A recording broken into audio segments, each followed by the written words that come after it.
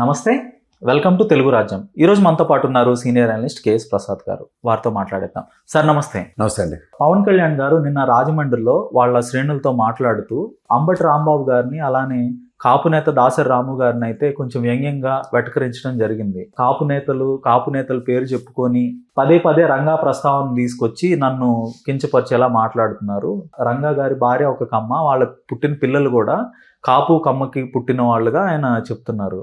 ఇది కన్వీనియంట్గా కాపులు వదిలేస్తున్నారు. నా వరకు వచ్చే వరకు నేను చంద్రబాబుకి మద్దతు ఇస్తున్నట్టుగా వాళ్ళు ప్రొజెక్ట్ చేస్తున్నారు అంటున్నారు. సో దాని మీద మీ విశ్లేషణ. రంగా గారి భార్య చౌదరి సామాజిక వర్గంకైనా సరే ఐడెంటిటీ మాత్రం మహానుభావుడు రంగా గారి భార్యగానే గుర్తింపు ఉంది ఆవిడకి. ఇప్పుడు ఆవిడ రెండో మ్యారేజ్ చేసుకుని వెళ్ళొచ్చు.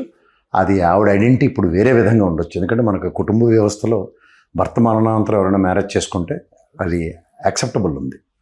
అది నాకు సంబంధం లేని విషయం, అది పర్సనల్ ఆవిడది. కానీ రంగా గారి భార్యగా ఆవిడ ఐడెంటిటీ మాత్రం ఇప్పుడు రంగా గారి భార్యగానే ఉంది. ఓకే, ఇక్కడ హిందూ ధర్మశాస్త్రం ప్రకారం, హిందూ ధర్మ చట్టాల ప్రకారం, లేదంటే కుటుంబ వ్యవస్థ ప్రకారం భర్త ఐడెంటిటీయే భార్యకు వస్తుంది.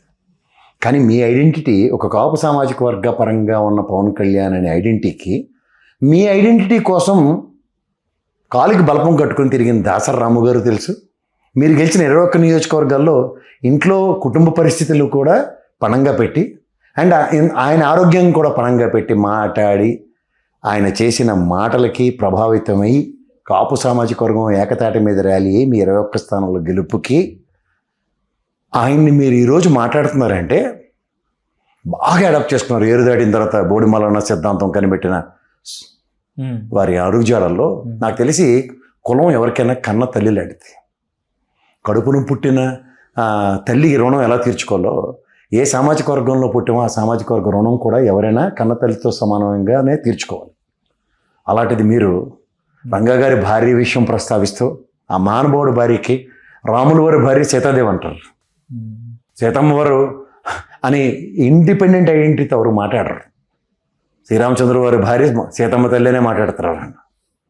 అంచేత మీరు శ్రీరామచంద్రుడు లాంటి ఐడెంటిటీ కలిగిన రంగా గారి గురించి మాట్లాడే ముందు ఐడెంటిటీ క్రైసిస్తో నలిగిపోతున్న మీరు సామాజిక వర్గ పరంగా మిమ్మల్ని భుజాల మీద పెట్టుకుని ఐకానిక్ పర్సనాలిటీని కూర్చోపెడదామన్న ప్రతిస్తంభన జరిగిన తర్వాత తృణప్రాయంగా సామాజిక వర్గం గురించి మాట్లాడుతున్న మీరు మీ ఐడెంటిటీని మీరు ఒకసారి క్వశ్చన్ చేసుకోండి. అంతేకాని దాసరి రాము గారు లాంటి వ్యక్తిని మహానుభావుడు మీ సామాజిక వర్గాన్ని బీసీలో చేర్చాలని రాజకీయ జీవితాన్ని, తన ఆరోగ్యాన్ని పణంగా పెట్టిన ముద్రగడ గారు లాంటి వ్యక్తుల స్థాయిలతో దయించి కంపేర్ చేసుకోవద్దు. ముద్రగడ గారు వెనకాతల రెడ్డి అని పెట్టుకున్నంత మాత్రాన రెడ్డి సామాజిక వర్గం వచ్చేస్తుందన్న భ్రమల్లో మీరు ఉండకండి. పేరు మార్చుకునే హక్కు ఎవరికైనా ఉంది. మాట ఇస్తే తప్పడు కాబట్టి ఆ మాటకి కట్టుబడి పేరు మార్చుకున్నాడు ఆయన నిబద్ధత ముందు మీరంతా. మీకు నిలకడే లేదు మొదటి నుంచి. మీ రాజకీయ ప్రస్థానం నిలకడలేని తనంలో ఒక స్టాల్ వర్డ్స్ కింద ఉన్న మీ సామాజిక వర్గంలో ఉన్న అతిరథ మహారథులైన ఓ మహానుభావుడు ముద్రగడ గారు కానీ, నా దృష్టిలో మహానుభావుడు అయిన దాసరి రాముని కానీ వ్యక్తిత్వ మహానం చేసేంత స్థాయి మీది కాదని మాత్రం గ్రహించండి ఫస్ట్. ఇంక్లూడింగ్ నేను గౌరవించే హరిరామ్ జోగే గారితో సైతం. వాళ్ళు నిజంగా రాజకీయ క్షేత్రంలో వాళ్ళ పిల్లల మీద కనుక వాళ్ళ కన్సర్న్స్ ఉంటే దాసరి రామ్ గారు వాళ్ళ కుటుంబాన్ని కాపాడుకుని ఉందుడు, కుటుంబ సభ్యుల్ని. ఇదే హరిరామ్ జోగే కొడుకు వాళ్ళ రాజకీయ క్షేత్రంలో మేసాలు మెలెట్టుకుని రాజకీయాలని ఇలాగా ఏమీ కాకుండా నడిపిస్తూ ఉండుందుడు.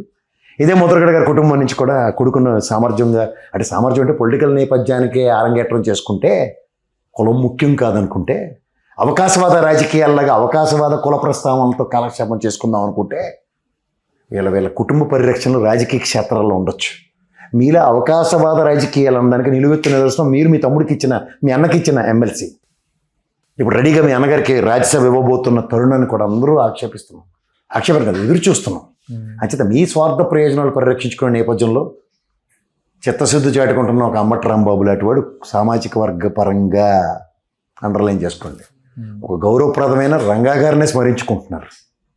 ఆయనతో మీరు కంపారిజన్ చేసుకుని, ఆయన రంగా గారి భార్య ఆవిడ చౌదరి సామాజిక వర్గం అయినా సరే రంగా గారికి సేవ చేయడానికి వచ్చింది. కానీ చంద్రబాబు గారి సామాజిక వర్గానికి మీరు సేవ చేయడానికి వెళ్ళారు. చాలా తేడా ఉంది, ఇది గమనించండి. ఇవాళ సామాజిక వర్గం మీ పట్ల ఆక్రందన వెలిబుచ్చడానికి రీజన్ ఏంటంటే సేవ మీరు చేస్తున్న దానికి బానిసత్వానికి సామాజిక వర్గం సిద్ధంగా లేదన్నది ఇండికేషన్. అది మీకు డైజెస్ట్ కాలేదు కాబట్టి, మీకు ఇష్టమైతే ఎంగుతో సమానం కాబట్టి మీరు తృణప్రాయంగా ఎవరిని పడితే వాళ్ళని ఎలా పడితే అలా మాట్లాడడానికి వేదిక క్రియేట్ చేసుకుని మీరు మాట్లాడే మాటలకి పరవశించిపోయే వాళ్ళ సమక్షంలో కాదు, జనబాహుళ్యాల్లో నిజంగా అర్థం చేసుకునే సామాజిక వర్గం మిమ్మల్ని గుండెల్లో పెట్టుకుంటే మీకు ఇవాళ సముచిత స్థానం. తల్లిని ఎదిరించిన వాడు, తల్లిని తలదన్నిన వాడు ఈ రోజు దాకా చరిత్రలో ఎక్కడ లేడు. ఎందుకంటే తల్లి కడుపులో పెట్టుకుని 9 మాసాలు మోసి మిమ్మల్ని జన్మనిచ్చిన తర్వాత ఆ జన్మని సార్థకత కన్నతల్లి లాంటి కులమే ఎక్కడో దగ్గర పరిరక్షణ చేస్తూనే ఉంటుంది. ఐడెంటిటీ రెండింటి వల్లే వస్తుంది. ఆయన 2024 ఎన్నికల ముందు ప్రచార సభల్లో కాపులు నాకు ఓటు వేయలేదు 2019లో అని అనేక సభల్లో ప్రసంగించాడు. తర్వాత కాపులు కులభావం తెచ్చుకొనైనా నాకు ఓట్లేయండి, నన్ను గెలిపించండి, ప్రాధేయపడుతున్నా అన్న తరహాలో పిఠాపురంలో కూడా ఆయన మాట్లాడటం జరిగింది. ఇప్పుడు చూస్తే ఆయన క్వైట్ ఆపోజిట్గా ఉన్నాయి ఆయన చెప్తున్న మాటలు. నేను ఒక కులంలో పుట్టాలనుకుని పుట్టలేదు, కాపులకి నాకేంటి సంబంధం అన్న తరహాలోనే ఆయన వాదన అయితే ఉంది. నేను ఒక భారతీయుడిని నేను అనుకుంటాను అని ఆయన చెప్తున్నారు. ఏమంటారు సార్? ప్లీజ్, తెలిసినోడికి చెప్పొచ్చు, తెలియనోడికి చెప్పొచ్చు. అసలు తెలియనోడికి ఎవడు చెప్పలేరు. నేను కాపు కులస్తుడినైనా, లేకపోతే నేను చౌదరినైనా, నేను బేపనోడినైనా, నేను రాజునైనా, లేదంటే ఒక కోమటోడినైనా, లేకపోతే ఒక మాదిగా ఏదైనా అవనండి, నేను భారతీయుడినే.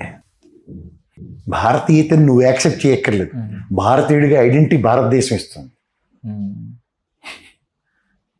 ఇక్కడ నాది మీ నాన్న వలన, మీ అమ్మ వలన, నీ కులం వలన నీకు ఐడెంటిటీ క్రియేట్ అయిన దానికి భారతీయత యాడ్ అవుతుంది.